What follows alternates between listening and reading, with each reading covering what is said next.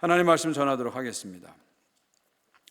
요즘 제가 어디를 가든지 이렇게 자주 들려지는 음악이 있어요. 커뮤니티 센터에서 막 운동을 할 때도 이 음악이 들려지더라고요. 또 심지어 그 캐나다 식당에서 밥을 먹는데도 이 음악이 들려지더라고요. 그리고 그로스리 쇼핑을 하는데도 스피커에서 이 음악이 들려지더라고요. 뭐냐 하면 바로 이거죠. 아파트, 아파트, 아파트, 아파트. 요즘 어딜 가든지 이 노래가 계속 들려요. 아파트, 아파트. 아주 유명한 노래죠. 유튜브로 14억 명이 봤다 그러잖아요. 그리고 빌보드 차트에 3위까지 올라간 유명한 노래입니다. 참 요즘 우리가 희한한 세상에 살고 있어요. 지난 목요일 날도 제가 운동하는 커뮤니티 센터 가니까 그 백인 아이들이 무궁화 꽃이 폈습니다를 하고 있더라고요. 그 센터에서. 그래서 제가 그걸 보면서 내가 몇십 년 전에 어린 시절에 한 놀이를 캐나다 어린이들이 하고 있구나. 참 이 세상이 참 특이한 세상이 됐습니다. 아파트처럼 이 노래처럼 이스라엘 백성들이 계속해서 부르는 노래가 하나 있는데 그게 바로 뭐냐면 유월절 이겁니다. 유월절 계속 그 사람들은 이렇게 머리에 생각하고 듣는 그 소리가 유월절입니다. 여러분, 유월절은 구약에서 가장 중요한 절기입니다.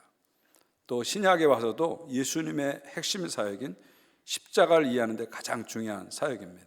어떤 의미에서 신구약 성경 전체를 관통하는 하나의 가장 중요한 절기가 유월절이다, 이렇게 보시면 됩니다. 그래서 성경에 유월절이 계속 나오죠. 공교롭게도 어제부터 패스오버 유월절이 시작됐죠. 그래서 여러분들이 이 베더스 거리를 이렇게 다니시거나 우리 더퍼링 거리도 마찬가지로 가시면은 해피 패스오버 이런 사인을 많이 볼 거예요. 저도 지난주에 우리 교회 올라오고 저 스틸에서 이렇게 올라오는데 거기 철교, 기차가 다니는 철교에 거기에 전광판에 해피 패스오버, 행복한 유월절 이렇게 써 있더라고요. 그래서 어제부터 유월절이 시작해서 올해는 4월 20일 부활주일까지가 이제 유대인들이 지키는 유월절입니다. 공교롭게도 제가 오늘 유월절 설교를 하는데 지금 유월절이 시작된 이 시간에 유월절을 설교하게 됐어요. 우연이 아닌 것 같습니다. 또 오늘은 우리가 잘 아는 대로 종려주일입니다. 예수님께서 유월절 어린 양으로서 십자가 지시기 위해서 예루살렘에 입성하신 그 종려주일입니다. 참 의미가 있는 주일이죠. 이 주일에 저와 여러분이 유월절의 의미를 함께 나눈다는 것은 특별한 뜻이 있는 것 같습니다. 자, 함께 본문을 들어가서 한번 보겠습니다. 1절을 보시면요, 애굽 땅에서 나온 다음의 첫째 달에 여호와께서 시내 광야에서 모세에게 말씀하여 이르시되 이스라엘 자손에게 유월절을 그 정한 기일에 지키게 하라. 핵심 명령은 뭐죠? 정한 기일에 유월절을 지키게 하라, 이거죠. 지금 이 명령이 언제 주어졌다고? 그 다음에 출애굽한 다음에 2년 첫째 달 2년 1월에 주어졌습니다. 2년 1월에 주어졌어요. 출애굽 2년 1월에 주어졌어요. 근데 인구조사는 언제 이루어지죠? 1장 1절 보시면요, 애굽 땅에서 나온 해 둘째 해 둘째 달 첫째 날에, 그러니까 2년 2월 1일입니다. 자, 그러니까 시기적으로 보면 인구조사한 1장의 사건보다 이 9장의 사건이 적어도 한 달 정도는 앞에 일어나는 거예요. 1월 달에 일어나는 한 장 정도 앞에 일어나는 겁니다. 근데 성경은 이 9장의 유월절 지키라는 사건을 앞에 기록하지 않고 뒤에 기록하고 있어요. 9장에 기록하고 있어요. 그것도 10장에서 지금 본격적인 행진이 10장부터 시작되는데 그 행진 직전에 9장의 유월절을 지키라, 이걸 놓고 있습니다. 여긴 두 가지 이유가 있죠. 하나는 지금 성경을 계속 읽어보면은 원래 유월절은 1월 14일에 지켜야 되는데 6절 이하를 보게 되면 2월 14일에 지키는 늦은 유월절이 나옵니다. 그래서 요거까지 포함하기 위해서 요게 9장에 들어갔을 것이다. 학자들은 그렇게 얘기합니다. 또 하나 이유는 9장에 들어간 이유는 뭐냐면 이제 본격적인 행진이 시작될, 가나안을 향한 행진이 시작될 텐데 이 유월절을 지키라, 이것이 너무 중요하기 때문에 요 장면에다가 넣었다, 그렇게 보는 거죠. 여러분, 요즘 드라마나 영화를 보면요, 꼭 시간 순서대로 가지 않아요. 현재를 가다가 갑자기 과거 장면으로 돌아가기도 하잖아요. 어떤 경우는 미래 장면을 먼저 보여줬다가 현재로 돌아오기도 하잖아요. 지금 여기에 유월절을 지키라 이것이 들어간 것은 지금 출발 직전에 있는 이스라엘 백성들에게 유월절을 지키는 게 너무 중요하기 때문에 9장에 넣었다 이렇게 보시면 됩니다. 자, 3절을 보시면요, 그 정한 길 곧 이달 14째 날 해질 때 너희는 그것을 지키되 그 모든 율례와 그 모든 규례대로 지킬 것이라. 언제 유월절을 지키라고요? 정한 기일에. 그러니까 하나님이 정한 때에 지키라. 아무 때나 지키면 안 돼요. 하나님이 정해준 때에 지키라는 거예요. 그때가 언제입니까? 첫째 달 1월 14째 날 14일이죠. 그러니까 히브리 달력으로 유월절은 1월 14일에 지켜지는 겁니다. 그러면 오늘날의 달력으로 하면 몇 월 달이 될까요? 어떤 분들 6월절 하니까 6월 달이죠 그러는데 그건 아니고요. 오늘날 달력으로 하면 대략 양력으로 3월에서 4월이 됩니다. 이게 양력이 아니라 음력이기 때문에 해마다 좀 바뀌어요. 올해 같은 경우는 4월 12일부터 4월 20일까지가 이제 6월절 기간이 된 것입니다. 자, 하나님께서는 이스라엘 백성들에게 유월절을 지키라고 하는데 이 유월절은 어디서 유래했을까요? 출애굽 사건에서 유래했죠. 하나님께서 이스라엘 백성을 출애굽시킬 때 여러 가지 재앙을 이집트에 내려가지고 이들을 끌어내려고 하는데 바로가 끝까지 고집을 부리죠. 그래서 순종하지 않아요. 그래서 마지막 결정타로 10번째 재앙이 내려지는데 그게 바로 뭐죠? 장자 재앙입니다. 모든 장자가 다 죽는 겁니다. 모든 처음 태어난 게 다 죽는 거예요. 근데 하나님께서 이스라엘 백성들을 살리기 위해서 어떻게 하죠? 모세를 통해서 어떤 명령을 줍니까? 각 가정에서 양을 한 마리씩 잡으라. 그리고 그 양의 피를 문에 발라놓으라. 그러면 죽음의 사자가 넘어갈 것이다. 패스오버 할 것이다. 그래서 유월절이 영어로 패스오버가 되는 거예요. 넘어갈 것이다 얘기하시죠. 그래서 이 명령을 받고 이스라엘의 각 가정이 가정마다 양을 한 마리씩 잡아요. 그리고 문에다가 피를 발라놓고 그 안에서 저녁에 식구들이 모여가지고 유월절 음식을 먹으면서 유월절 절기를 지킵니다. 근데 밖에서는 막 울음소리가 터지는 거예요. 이집트 가정에서는 장자들이 죽었으니까, 맏아들이 죽었으니까 울고불고 난리가 났습니다. 그 소리를 들으면서 숨죽이면서 유월절을 지키는 거예요. 그리고 밤이 지나가고 아침이 되었는데 이스라엘 집안에는 아무 일도 일어나지 않았습니다. 그러면서 그들이 환호성을 지르죠. 양의 피가 우리를 살렸다. 어린 양의 피가 우리 가정을 살렸다. 환호성을 지르는 거죠. 유월절은 한마디로 무슨 날이에요? 이스라엘 백성이 구원받은 날입니다. 하나님 입장에서는 이스라엘 백성을 구원하신 날이고 이스라엘 백성 입장에서는 하나님으로부터 구원받은 날이 유월절입니다. 유월절이 없었다면 이스라엘 백성은 더 이상 이스라엘 백성이 아니라 노예 백성으로 계속 살았을 겁니다. 유월절을 통해서 하나님께서 그들을 구원하심으로 그들이 하나님의 백성이 된 것이죠. 왜 이 대목에서 하나님께서 유월절을 지키라고 했을까요? 그것은 하나님 백성이라는 분명한 정체성을 가지고 살라 그런 말입니다. 이 유월절하고 하나님 백성하고의 이 정체성하고는 뗄래야 뗄 수 없는 관계입니다. 어떤 의미에서 유월절은 이스라엘 민족 전체의 공동 생일이다 이렇게 보시면 됩니다. 유월절을 통해서 하나님 백성으로 영적으로 태어난 것입니다. 해방된 것이에요. 유월절 때문에 하나님 백성이 됐고 그래서 가나안 땅을 향해서 행진할 수 있었던 것이죠. 그러니까 하나님께서는 지금 이제 10장에서 본격적인 행진이 시작되기 전에 먼저 너희들이 정체성을 분명히 가지라는 겁니다. 여러분, 정체성이 아무것도 아닌 것 같지만 엄청나게 중요합니다. 정체성을 통해서 우리는 삶의 방향성을 잡는 거예요. 정체성이 분명하면 삶의 방향성이 분명해져요. 근데 정체성이 흔들리면 삶의 방향이 흔들려요. 삶 자체가 흔들립니다. 우리가 신앙생활 하면서 왜 자꾸 흔들려요? 이 정체성이 자꾸 흔들리기 때문에 그래요. 왜 자꾸 신앙이 오르락내리락해요? 작은 문제에 자꾸 넘어지고 작은 문제에 자꾸 시험 들고 자꾸 낙심하고 좌절해요. 하나님 백성이라는 하나님의 자녀라는 정체성이 분명하지 않아서 그렇습니다. 그래서 하나님께서는 지금 본격적인 행진을 앞두고 유월절을 지키면서 하나님 백성이라는 정체성을 확고하게 장착하라 그런 얘기죠. 그래서 지금 이 대목에 이게 들어간 것입니다. 계속해서 4절 5절을 보면 하나님의 명령대로 이스라엘 백성들은 정한 길 1월 14일에 유월절을 철저하게 지키죠. 근데 여기서 한 가지 문제가 생깁니다. 피치 못할 사정으로 1월 14일에 유월절을 지키지 못한 사람들이 등장합니다. 6절을 보세요. 그때 사람의 시체로 말미암아 부정하게 되어서 유월절을 지킬 수 없는 사람들이 있었는데 그들이 그날에 모세와 아론 앞에 이르러. 무슨 얘기냐면요, 유월절을 지켜야 되는데 시체론에서 부정하게 됐다.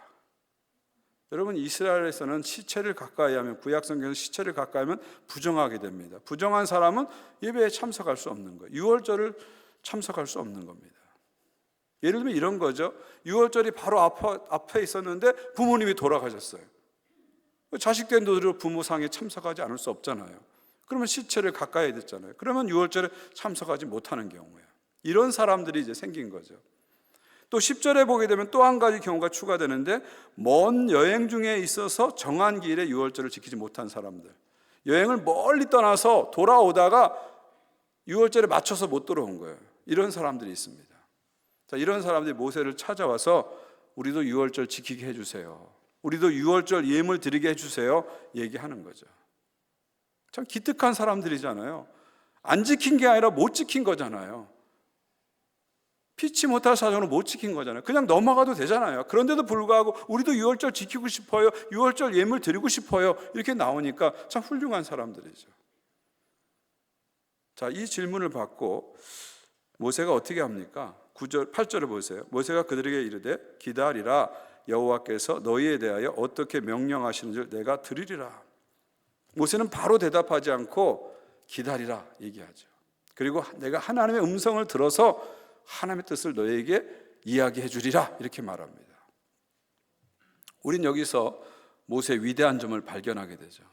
여러분, 모세는 아주 대단한 리더 아닙니까? 카리스마가 철철 넘치는 그런 리더예요. 기적을 행하고 이적을 행하고 엄청난 일을 행한 사람입니다. 이런 정도 문제라면 내 생각이 이렇게 하면 돼, 내 경우 이렇게 하면 돼 말할 것 같은데, 직접 말할 것 같은데 그렇게 하지 않잖아요. 내가 하나님께 물어보고 하나님 뜻이 뭔지를 알려주리라 이렇게 얘기하잖아요. 참 모세가 겸손하고 하나의 음성을 듣는 리더라는 것을 볼 수가 있습니다. 우리도 마찬가지입니다. 여러분이 삶의 어떤 결정을 할 때 바로 결정하지 마세요. 여러분의 생각대로, 여러분의 경험대로 바로 결정하지 마세요. 하나님께 항상 물어보세요. 하나님, 무엇이 주님의 뜻입니까? 물어보세요. 많은 경우는 우리가 너무 조급해가지고 잘못된 결정을 자꾸 쌓아놓는 경우가 많이 있습니다. 항상 하나님께 물어보시고 인생의 중요한 문제들을 결정했으면 좋겠습니다. 한국의 목욕탕 가면요, 그 카운터 입구에 이렇게 써 있습니다. 귀중품은 카운터에 맡겨주세요. 맡기지 않은 물건은 책임지지 않습니다. 그 다음에 뭐라고 그랬어요? 주인 100 이렇게 써 있어요. 저는 하나님도 마찬가지라는 생각이 들어요. 삶의 주인이신 하나님도 여러분이 여러분의 인생을 하나님께 맡기지 않으면 책임지지 않습니다. 여러분 마음대로 하게 내비두세요. 근데 여러분이 나의 삶의 문제를 하나님께 맡기면 하나님 이거 어떻게 했으면 좋겠습니까? 하나님 뜻이 무엇입니까? 여러분의 크고 작은 문제를 하나님께 들고 나오시면 하나님이 응답해 주시고 책임져 주십니다. 내 생각으로 중요한 결정을 내리지 마시고요, 내 경험으로 중요한 결정을 내리지 마시고요, 다른 사람의 소리만 듣고 중요한 결정을 내리지 마시고요, 항상 크리스찬은 어떤 결정을 할 때 하나님을 기다려야 됩니다. 그리고 하나님께 기도해야 됩니다. 그리고 하나님의 인도하심을 받으셔야 됩니다. 그때 하나님께서 여러분의 인생을 책임져 주시는 거예요. 모세처럼 항상 묻고 사는, 하나님께 묻고 사는 그런 인생 되시기를 주님의 이름으로 축원드립니다. 자, 이렇게 하나님께 묻고 하나님의 답을 가져오고 와서 이제 10절 11절에서 이렇게 말합니다. 이스라엘 자손에게 말하 이르라, 너희나 너희 후손 중에 시체로 말미암아 부정하게 되든지 먼 여행 중에 있다 할지라도 다 여호와 앞에 마땅히 유월절을 지키되. 언제 지키라고요? 11절 보세요. 둘째 달 14째 날 2월 14일에 해질 때 그것을 지켜 어린 양과 무교병과 쓴 나물을 아울러 먹을 것이요. 언제 지키라고요? 2월 14일에. 1월 14일이 하나님의 정한 길인데 이날 지키지 못하는 사람은 한 달 후에 2월 14일에 지켜도 된다. 하나님 허락하시는 거죠. 여러분, 하나님이 상당히 융통성 있는 걸 볼 수 있죠. 깐깐한 게 아니에요. 1월 14일 내가 정했잖아. 왜 1월 14일 안 지켜? 안 돼! 이렇게 하지 않으시고, 너에게 피치 못할 사정이 있어? 그러면 한 달 후에 2월 14일 지켜도 돼. 이렇게 말씀하시죠. 그러니까 6월절을 지키는 원칙에 대해서 하나님 분명하신데 그걸 지키는 날짜에 대해서는 상당히 융통성을 부여하는 것을 우리가 볼 수가 있습니다. 자, 이렇게 늦은 6월절을 지키는 경우가 그 다음에 히스기야 왕 때도 또 한 번 일어납니다. 여러분, 히스기야 왕은 이스라엘 전체 역사에서 가장 믿음이 좋은 왕입니다. 이 히스기야가 왕이 됐을 때 이스라엘 백성들은, 하나님 백성들은 영적으로 완전히 바닥을 치고 있었어요. 그들은 안식일도 제대로 안 지켰어요. 우상을 숭배했습니다. 심지어 성전에다가 우상을 세워놓을 정도였어요. 자, 이런 상태를 보고 히스기야 왕이 돼서 제일 먼저 한 일 중에 하나가 뭐냐면 6월절을 지키는 겁니다. 이 당시에는 이미 북이스라엘은 아시리아에게 멸망당한 상태이기 때문에 히스기야 왕은 남유다 백성들만 6월절을 지키는 게 아니라 망한 나라 북이스라엘 지역의 백성들도 6월절을 지키자고 제안합니다. 그러니까 6월절을 전국적으로 지키자고 제안하죠. 자, 이렇게 전국적으로 지키다 보니까 두 가지 문제가 생겨요. 첫 번째는 제사장이 부족한 거예요. 그동안 제사장들을 자꾸 죽이고 학대하고 핍박하다 보니까 제사장이 부족한 거예요. 두 번째는 뭐냐면 전국적으로 알리다 보니까 이 제 시간에 다 알릴 수 없는 거예요. 요즘은 단톡방 만들어 카톡을 한번 때리면 되는데 이때는 그게 안 되잖아요. 한 사람 한 사람 보발꾼을 보내가지고 일일이 알려야 되니까 시간이 기한을 맞출 수 없는 겁니다. 자, 이런 사태가 벌어지자 히스기야 왕은, 믿음 좋은 히스기야 왕은 민수기 9장을 참고해서 한 달 후인 2월 14일에 6월절을 지키게 되죠. 13절하고 15절, 역대하 30장 13절 15절인데 둘째 달에 백성이 무교절을 지키려 하여 예루살렘에 많이 모이니 매우 큰 모임이라. 15절 보세요. 둘째 달 2월 14째 날 14일에 6월절 양을 잡으니. 그러니까 한 달 늦게 2월 14일에 6월절이 지켜지는 거죠. 자, 이렇게 한 달 늦게 6월절을 지켰을 때 하나님이 어떤 반응을 보이십니까? 역대하 30장 26절 27절입니다. 예루살렘에 큰 기쁨이 있었으니 이스라엘 왕 다윗의 아들 솔로몬 때로부터 이러한 기쁨이 예루살렘에 없었더라. 그때 제사장들과 레위 사람들이 일어나서 백성을 위하여 축복하였더니 그 소리가 하늘에 들리고 그 기도가 여호와의 거룩한 처소 하늘에 이르렀더라. 한 달 늦게 지금 6월절을 지킨 거예요. 그때 하나님께서 너희들 왜 내가 정한 길에 안 지켜? 이렇게 깐깐하게 묻지 않으신 거예요. 오히려 하나님께서 기쁨으로 한 달 늦은 6월절을 받아주십니다. 그리고 거기에 큰 기쁨을 부어주세요. 그래서 솔로몬 이후로 이런 기쁨이 없었을 정도로 큰 기쁨을 주십니다. 그리고 그때 제사장들이 드린 기도를 하늘에까지 이르게 하십니다. 응답해 주시는 역사가 나타나는 거죠. 저는 여기서 하나님의 융통성을 보게 됐어요. 이 민수기 9장의 사건에서도 그렇고 히스기야 사건에서도 보고 여기서 하나님의 융통성을 보게 됐습니다. 하나님은 생각보다 융통성이 많으신 분이에요. 깐깐한 분이 아니세요. 물론 원칙이 없는 분은 아니지만 생각보다 융통성이 많으신 분이에요. 이 하나님의 융통성에 대해서 우리가 한번 이 대목에서 생각해 볼 필요가 있습니다. 저는 목회를 하면서 가끔씩 이렇게 융통성 없는 분들은 종종 만날 때가 있습니다. 사실 목회하면서 제일 힘든 분들이 융통성이 없는 분들이에요. 목사님 절대 안 됩니다. 이 정도는 괜찮은데 내 눈에 흙이 들어가기까지 절대 안 됩니다. 막 이렇게 나오시는 분들이 있어요. 여러분, 절대란 말은요, 인간은 쓸 수 없는 말이에요. 절대 대신 하나님만 쓸 수 있는 거예요. 내 생각은 절대일 수 없습니다. 융통성 있는 사람은 항상 I may be wrong, 나도 틀릴 수 있어, 이렇게 생각하는 사람이 융통성 있는 사람이에요. 근데 융통성이 없는 사람은 자기 생각을 자꾸 절대화시켜요. 내 생각이 옳습니다, 절대화시켜요. 그러니까 융통성이 들어올 수 있는 여지가 없는 거죠. 여러분, 지혜라는 게 뭐예요? 지혜가 뭡니까? 저는 지혜는 자기 객관화의 능력이라고 생각해요. 지혜가 많아진다는 건 뭐예요? 자기를 객관화할 수 있는 능력이 높아지는 거예요. 그게 지혜로운 사람입니다. 그래서 I may be wrong, 나도 틀릴 수 있어, 네가 맞을 수 있어, 이렇게 생각할 수 있는 사고를 가진 사람이 지혜로운 사람이에요. 자기 생각을 절대 하지 않고 상대방의 생각을 인정하는 이 융통성을 가진 것이 지혜로운 사람이죠. 근데 미련한 사람은요, 항상 자기 생각을 절대화합니다. 그러니까 미련한 사람은 자기 반성이라는 게 없는 거예요. 내가 항상 옳다고 생각하는데 어떻게 반성이 됩니까? 근데 지혜로운 사람은 항상 I may be wrong, 나도 틀릴 수 있어, 그러면서 융통성을 발휘하는 겁니다. 하나님도 이런 융통성을 갖고 우리에게 접근하는데 우리는 더더욱 융통성을 가져야 되죠. 아니, 모세도 융통성이 있는데, 믿음 좋은 히스기야 왕도 융통성이 있는데, 융통성이 없는 건 어떤 경우입니까? 얼마나 믿음이 좋은 융통성이 없는지 모르겠어요.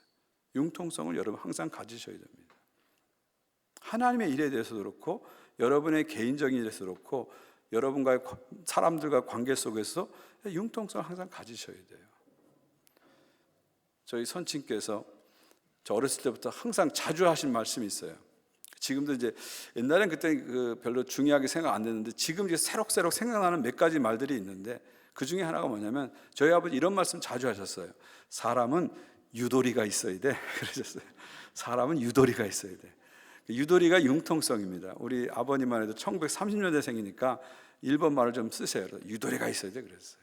근데 제가 그때는 그게 무슨 말인지 모르고 별로 동의가 안 됐는데, 좀 저도 살아보니까 이게 진리더라고요. 사람은 유도리가 있어야 돼요. 융통성이 있어야 돼요. 그래야 관계가 부드러워지고 잘 살 수 있습니다. 한번 여러분이 맺는 사람과 사람과의 관계에서 잘 안 풀리는 관계가 있으면 엄청난 이슈 때문에 안 풀리는 게 아니에요. 사실은 뭐 큰 문제 갖고 여러분 문제되는 거 아니잖아요. 가자지구 문제 해법을 갖고 부부간에 싸우는 분이 있습니까? 그런 건 별로 중요하지 않아요. 이슈가 중요한 게 아니라, 사실은 서로가 서로에게 약간의 융통성만 가지면 이게 풀려질 문제인데, 자꾸 융통성이 없어지니까 자꾸 별거 아닌 것 같고 이렇게 부딪히게 되는 거예요. 그러니까 융통성이라는 게 관계를 풀어가는데 아주 중요한 원리입니다. 융통성이 있게 되면은 관계가 부드럽게 흘러가고 풀려가는 거예요. 근데 융통성이 없으면 이게 관계가 꽉 막히는 거예요. 자꾸 막히는 거예요. 덜커덩거리는 겁니다. 저는 교회도 마찬가지라고 생각해요. 융통성이 있는 교회는 잘 성장합니다. 계속 발전합니다. 근데 융통성이 없는 교회는 자꾸 옛날을 고집하고 전통을 고집하고 그러다가 망해버리죠. 저는 우리 교회를 볼 때, 우리 교회는 상당히 융통성이 있는 교회입니다. 여러분 아시다시피 우리 교회는 58년이 됐잖아요. 토론토 전체에서 장로교회로 가장 오래된 교회입니다. 역사가 오래된 교회예요. 그럼에도 불구하고 우리 교회가 지금까지 이렇게 활력 있게 오고 젊은 세대가 있고 다음 세대가 있는 이유가 뭘까요? 교회 안에 융통성이 있기 때문에 그렇습니다. 사실은 우리 교회는 저 다운타운에 있다가 이 북쪽 본 지역까지 올라왔잖아요. 이거 엄청난 큰 변화입니다. 거기다 이름까지 동북교회에서 본하나님교회로 이름까지 바꿨어요. 우리 웬만하면 이름 안 바꾸잖아요. 내가 성을 갈지 뭐 이러잖아요. 근데 우리 성을 간 교회예요. 이름을 바꾼 교회입니다. 거기다가 우리는 남녀전도회 다 없애고 촌모임으로 확 바꿨잖아요. 이번에 이민교회에서 이 정도 변화 주는 거 쉽지 않아요. 거의 혁명과 같은 일입니다. 그런데도 우리 교회가 융통성이 있으니까 그걸 받아준 거예요. 그래서 교회가 계속해서 앞으로 나가는 것이죠. 우리 은퇴장님들도 그러시고, 우리 시무장님들도 그러시고, 팀장님, 촌장님들, 교회 리더들이 그런 융통성이 있기 때문에 그렇게 가고 있는 것입니다. 특별히 앞으로는 융통성이 더 필요해요. 지금 AI 시대 아닙니까? 4차 산업혁명 시대 아닙니까? 더 교회가 플렉서블해져야 돼요. 유연해져야 됩니다. 더 융통성이 필요한 시대입니다. 그래야 세상 사람들을 전도할 수 있고 젊은 세대를 잡을 수 있고 다음 세대를 세울 수 있는 것이죠. 저는 우리 교회가 더 하나님의 융통성을 발휘하는 그런 교회가 되기를 주님의 이름으로 축원드립니다. 그리고 여러분의 삶 속에도 융통성이 흘러넘쳤으면 좋겠어요. 원칙은 붙잡고 있지만 사람과 사람 관계 속에서는 융통성을 잘 발휘해서 관계가 부드러워지고 잘 풀리는 관계의 축복이 있기를 주의 이름으로 축원드립니다. 자, 그런데 한 가지 더 우리가 살펴볼 게 있는데요. 13절 보세요. 그러나 사람이 정결하기도 하고 여행 중에 있지 아니하면서 유월절을 지키지 아니한 자는 그 백성 중에서 끊어지리니. 이게 무슨 말이냐면요, 아까 유월절을 제때 못 지킨 사람은 두 가지 경우잖아요. 하나는 시체를 가까이 해서 부모 상이 났어요. 피치 못할 사정이죠. 또 하나는 먼 여행 중에 있어요. 피치 못할 사정이니까 하나님께서 융통성을 발휘해서 한 달 후에 2월 14일에 지키게 한 거예요. 근데 이런 이슈가 없는데, 이런 이유가 없는데도 유월절을 제때 안 지키는 사람들은 백성 중에 끊어진다 말씀하십니다. 이건 뭐예요? 하나님께서 원치 않으신다, 심판하신다, 그런 말씀이죠. 이게 무슨 말이냐면 자신의 나약함과 게으름을 핑계로 삼아서 하나님께 헌신하지 않는 것을 하나님께서 원치 않으신다는 겁니다. 인간은 아주 간사하고 나약해서 자칫하면 이렇게 하나님의 융통성을 핑계 삼아서 게으름을 합리화하고 또 헌신하지 않는 것을 합리화하는 경우가 있습니다. 근데 하나님 그걸 원치 않으신다는 거예요. 예를 들면 이런 거죠. 여러분 중에 우리 교회도 간호사분들 많이 계신데 시프트가 딱 걸리면 주일 예배 못 드립니다. 피치 못할 사정이죠. 또 어떤 분들은 여행 중이라 또 주일 예배를 드릴 수 없습니다. 어떤 분들은 감기 몸살이 심하게 와서 예배를 드릴 수 없어요. 이런 분들은 피치 못할 사정이니까 어떻게 돼요? 온라인 예배 들으시면 됩니다. 또 주일 설교 들으시면서 자기 자리에서 예배 드리시면 돼요. 하나님이 정죄하지 않아, 이런 상황은 정죄하지 않으시고 융통성을 발휘해서 다 허락하십니다. 근데 이런 경우가 아닌데도 불구하고 그냥 게을러서 그냥 놀고 싶어서 예배를 빼먹으면 하나님이 원치 않으신다는 거예요. 그냥 아침에 일어났는데 오늘 몸이 찌뿌듯한데 그냥 온라인으로 이렇게 하면 안 된다는 거예요. 여러분, 오늘 아침에 골프 쳐야지 하면서 골프장 가가지고 푸른 초장으로 인도하셨군요, 할렐루야 하면서 그러시면 안 돼요. 그러시면 안 된다는 거예요. 그러니까 하나님의 융통성을 남용하지 말라는 거예요. 오용하지 말라는 거예요. 지금 그 얘기를 하는 겁니다. 무슨 말인지 아시겠죠? 이게 중요한 건 마음입니다. 마음이에요. 정말 우리가 헌신하는 마음이 있느냐 하는 거예요. 헌신한 마음이 없으면 자꾸 핑계를 찾아가지고 빠져나가려고 하는데 그러지 말라는 거예요. 하나님께 헌신할 때는 진심으로 헌신하라, 그런 말입니다. 말씀 맺습니다. 하나님께서는 하나님 백성들이 반드시 유월절을 지키라고 말씀하시죠. 늦더라도, 한 달이 늦더라도 지키라고 말씀하십니다. 그래서 광야를 살아갈 때 분명한 정체성, 하나님 백성이라는 정체성을 장착하고 정체성을 분명히 하고 앞으로 나가라 말씀하십니다. 유월절은 구약 백성들이 영원히 지켜야 할 절기입니다. 또한 유월절은 신약 백성들에게는 예수 그리스도의 십자가의 그림자입니다. 유월절 어린 양을 통해서 온 이스라엘이 구원을 받았듯이 하나님의 어린 양 예수 그리스도를 통해서 온 인류가 구원을 받은 겁니다. 유월절 어린 양의 피로 죽음이 넘어갔듯이 예수 그리스도의 피로 죽음이 넘어간 거예요. 그래서 고린도서 5장 7절에 사도 바울은 이렇게 말합니다. 우리의 유월절 양 곧 그리스도께서 희생되셨느니라. 그렇습니다. 예수님께서 유월절 어린 양으로 희생되셨어요. 그래서 우리가 살아나게 된 겁니다. 이제부터는 하나님께서는 예수님의 피, 유월절 어린 양 예수님의 피를 보고 넘어가 주시는 거예요. 다른 게 필요 없어요. 다른 조건이 필요 없어요. 예수의 피면 되는 거예요. 예수의 피만 믿으면 되는 거예요. 내가 예수의 피를 볼 때 사망이 넘어가게 해줄 것이다. 내가 예수의 피를 볼 때 너에게서 저주가 떠나가게 해줄 것이다. 내가 예수의 피를 볼 때 너에게서 심판이 떠나가게 해줄 것이다. 내가 예수의 피를 볼 때 너에게서 지옥이 떠나가게 해줄 것이다. 선포해 주신 겁니다. 하나님 우리에게 말씀하시는 거예요. 너희 죄가 아무리 많더라도 예수의 피 때문에 내가 넘어가리라 말씀하시는 거예요. 너의 죄가 아무리 크더라도 예수의 피 때문에 내가 넘어가리라 말씀하시는 거예요. 여러분, 이게 굿뉴스 복음입니다. 유월절 어린 양 예수의 피로 우리는 구원받은 거예요. 예수께서 십자가를 죽으시고 부활하심으로 하나님 우리에게 생명을 주셨어요. 그냥 생명이 아니라 영원한 생명을 주셨어요. 용서를 주셨어요. 그냥 용서가 아니라 완전하게 용서하셨어요. 하나님 뒤끝이 없으세요. 여러분 용서한 거, 회개한 거 다시 끌어내서 너 이랬지 이러지 않으세요. 완전하게 잊어버려 주신 거예요. 완전히 도말해 주신 겁니다.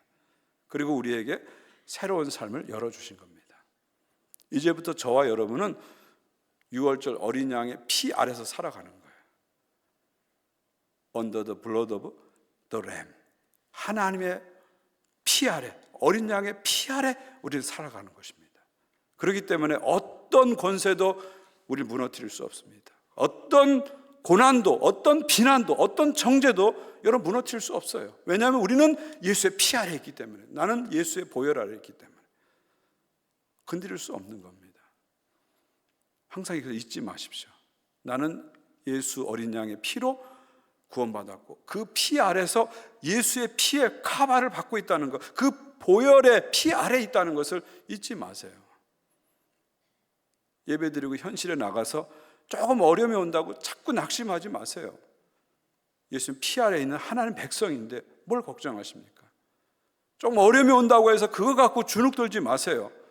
예수님의 피 아래 있는데 주님 여러분 인생을 책임지십니다. 끝까지 붙잡고 계세요. 언제까지요? 영원까지 붙잡고 계세요.